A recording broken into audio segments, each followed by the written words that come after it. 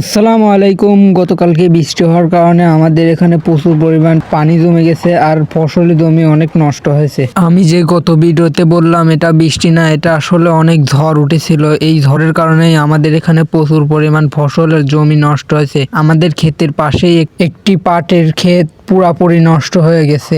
আলহামদুলিল্লাহ আমাদের ক্ষেত সেক্ষেত্রে ভালো আছে, কিন্তু আমাদের ক্ষেতেও একটা সমস্যা, আমাদের ক্ষেতের তলে পানি জমে গেছে। এই ক্ষেতে পানি জমলে এখন পাট বড় হওয়ার সময়, এখন আর সেই পাটগুলো বড় হবে না, আস্তে আস্তে শিকড় ছাড়বে। আমাদের পাট দেখতে পাচ্ছেন এক সাইডে ছোট, অন্য সাইডে বড়।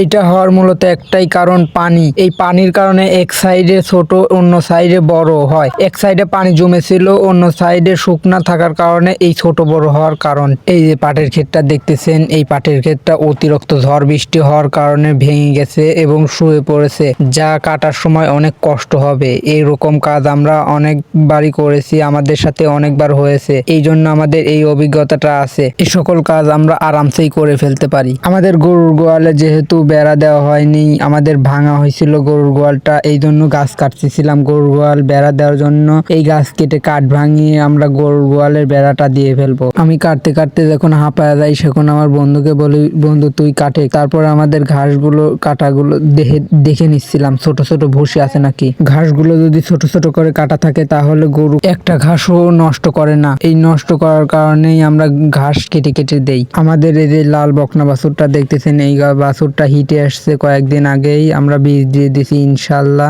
বীজটা যেন থাকে, সবাই আমাদের জন্য দোয়া করবেন। আর আমি গরুগুলো হাতে হাতে দেখতেছিলাম ওরা কিরকম খাচ্ছে। আর এই উপরে একটি পিস দেখতেছেন, এই পিসটা ধরতে পড়ে গেল, বেঁধে রাখছিলাম, পরে এই পিসটা চেঙা দিয়ে আমাদের চাঙের উপরে দিয়ে দিলাম। যাই হোক, আসসালামু আলাইকুম। সবাই আমাদের জন্য দোয়া করবেন, আমাদের ব্যবসায় যেন আল্লাহ বরকত দান করে।